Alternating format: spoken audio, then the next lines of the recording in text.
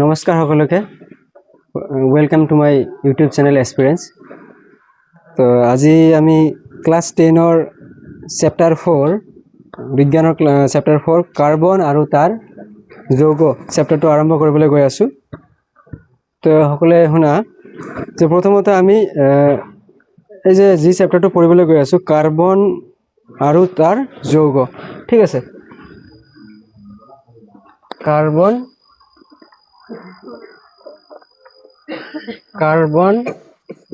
আৰু তাৰ যৌগ। তো তোমালোকে সকলোৱে জানা যে কাৰ্বন কি হয়, কাৰ্বন এটা মৌল হয়। যে কাৰ্বনটো প্ৰথমতে আমাৰ কাৰ্বনটোৰ বিষয়ে জানিব লাগিব, হয়নে? যে কাৰ্বন কিমান নম্বৰত আহে কোৱাচোন?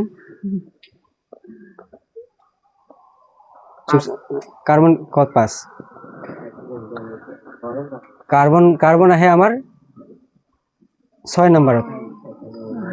হয়নে?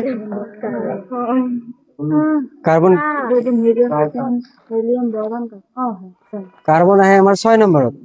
ঠিক আছে, যে কাৰ্বনৰ এটমিক নাম্বাৰ হয় 6 নম্বৰ। এতিয়া কথা হ'ল যে এই যে আমিতো এটা বস্তু পঢ়িছিলো ইলেক্ট্ৰনীয় বিন্যাস, হয়নে? ইলেক্ট্ৰনীয় বিন্যাস মনত আছে? তাৰ মানে যে আমি যে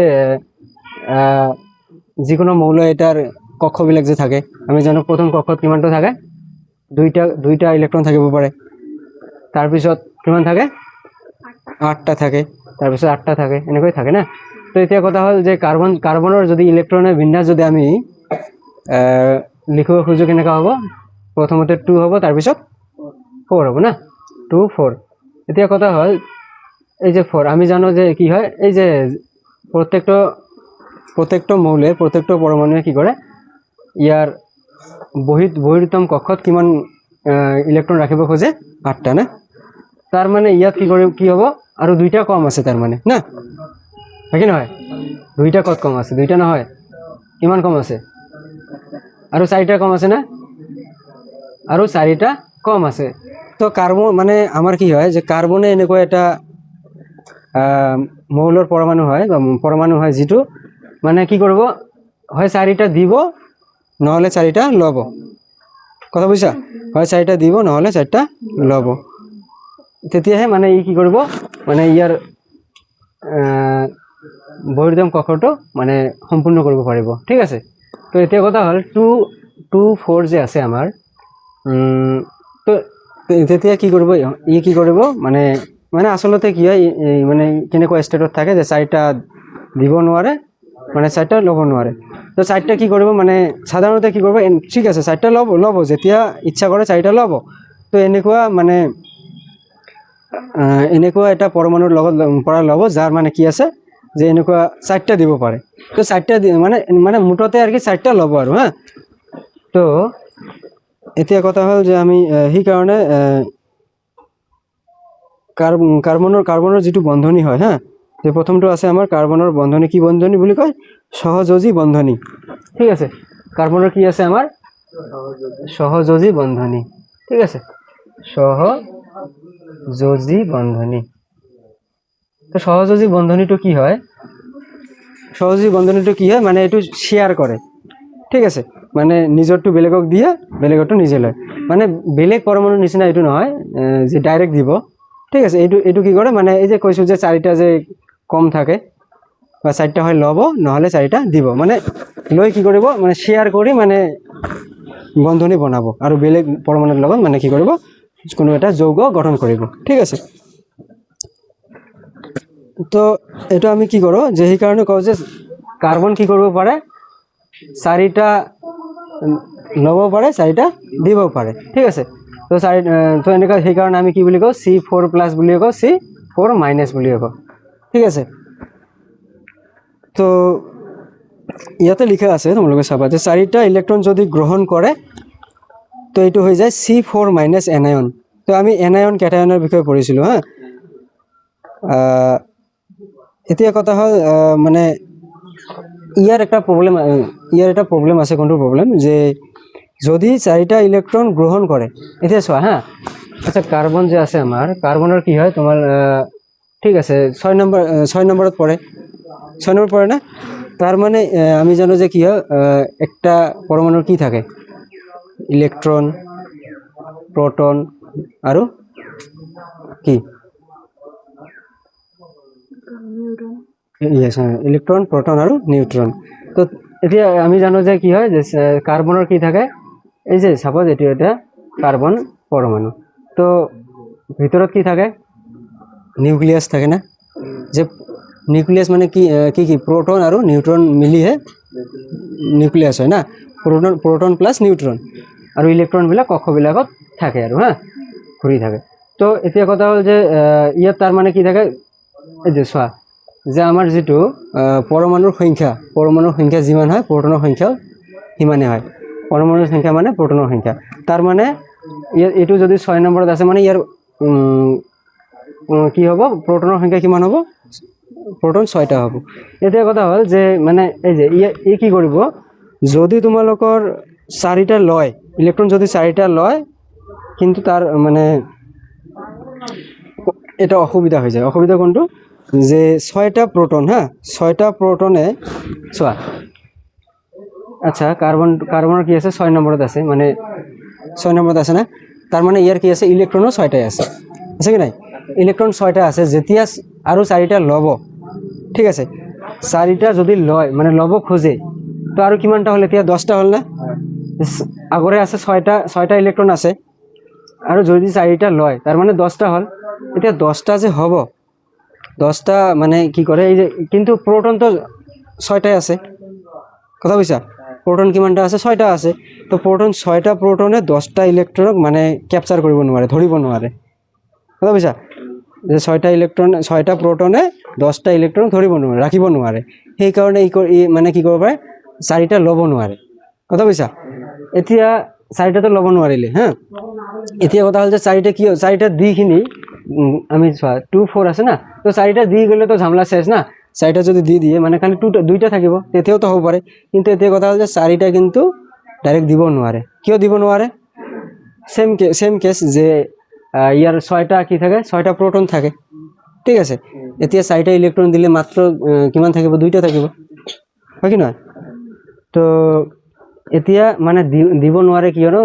চোৱা মানে ইয়াৰ ইমান শক্তি নাই ঠিক আছে ইমান ইয়াৰ শক্তি নাই যে মানে 4টা ইলেক্ট্ৰনক মানে ইয়াৰ পৰা আঁতৰাই দিব তো এই কাৰণে কি কৰে এই যে সেই কাৰণে মানে আমি যে কৈ আছিলো যে কি সংযোজী বন্ধনী মানে বনায় সংযোজী বন্ধনী মানে কি কৰে মানে দিব নোৱাৰে ল'ব নোৱাৰে তো কি কৰিব মানে কিবা এটা বেলেগ এটা পৰমাণুৰ লগত কি কৰিব শ্বেয়াৰ কৰিব মানে সংযোগ কৰি মানে ইয়াৰটো ইয়াক দিব আৰু তাৰটো ল'ব লৈ মানে কি কৰিব বন্ধনী বনাব আৰু যৌগ গঠন কৰিব ঠিক আছে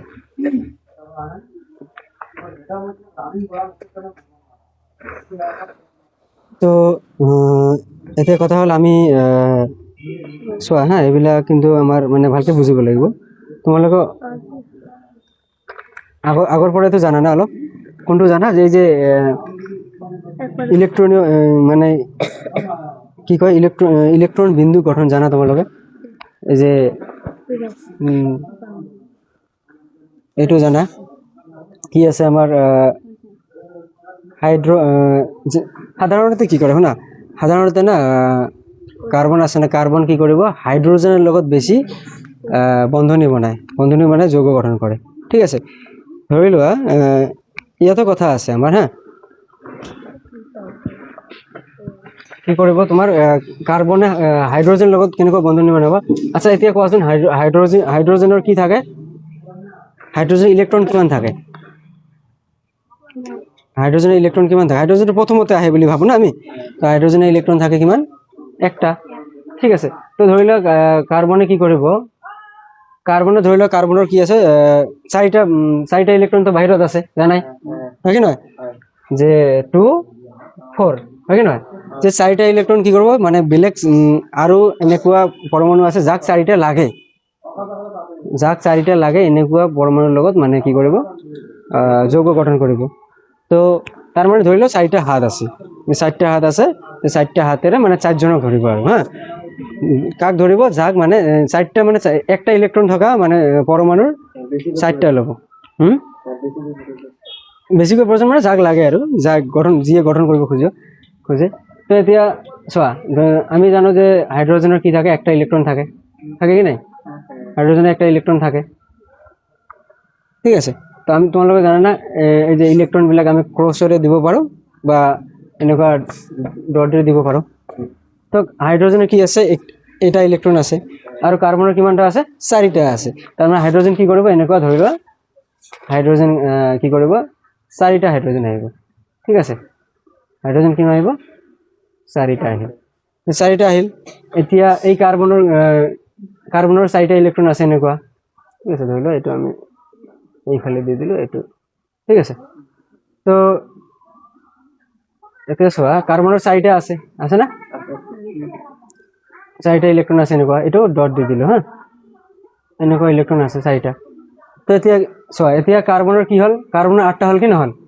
মানে কি কৰিব নিজৰ চাৰিটা আছে আৰু বেলেগ চাৰিটা আছে 8টা হ'ল তো নিজে কি কৰিব এনেকুৱা মানে আৰু হাইড্ৰজেনৰ কি হয় হাইড্ৰজেনৰ অলৰেডি এটা আছে তাৰ মানে আৰু এটা পালে 2টা হৈ যায় হয় কি নহয় তো এনেকুৱা কৰি মানে কাৰ্বনে কি কৰিব এই এনেকুৱা ধৰি লওঁ হা হাইড্ৰজেন কি কৰিব মানে 2টা ল'লে হা হাইড্ৰজেন কি কৰিলে 2টা ল'লে এনেকুৱা 2টা ল'লে আৰু কাৰ্বনৰ 8টা হৈ গ'ল চোৱা কাৰ্বনৰ কি ক'লে 8টা হৈ গ'ল এনেকুৱা হৈছে না তো এইটো কি কৰিলে আমাৰ চি এটা হাইড্ৰজেন 4টা তো CH4 গঠন কৰিলে কথা বুজিছা তো এনেকৈ এতিয়া মানে বেলেগৰ লগতো কৰিব পাৰিব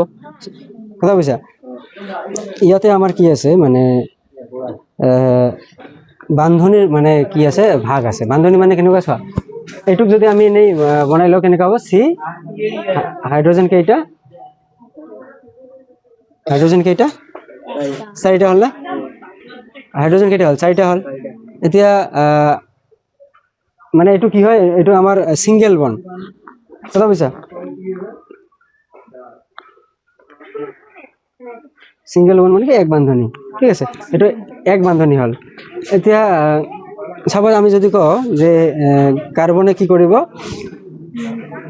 হাইড্ৰজেন 2টাৰ লগত যদি লগ কৰে এনেকুৱা ধৰি লোৱা আমাৰ কি কৰে CH2 যদি গঠন কৰে তো কেনেকুৱা হ'ব তো আচ্ছা CH2 যদি বনায় তো কেনেকুৱা হ'ব চোৱা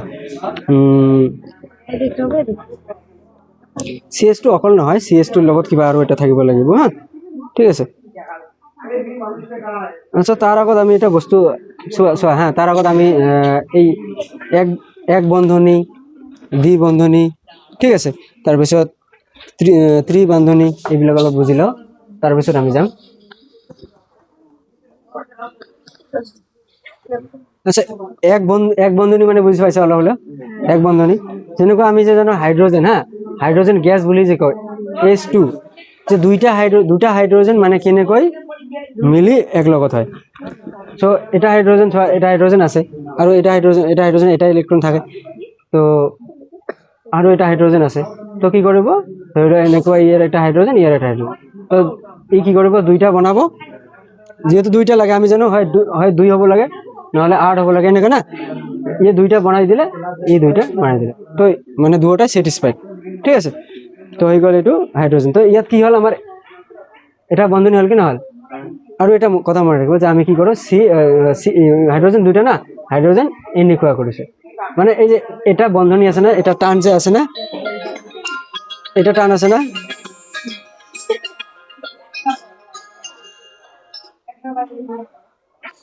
তো এই টান এটার যে টান আছে না এইটোত মানে 2টা ইলেক্ট্ৰন থাকে কথা বুজিছা 2টা ইলেক্ট্ৰন আছে হা তো এতিয়া ধৰি লোৱা আমি আৰু এটা কৰিম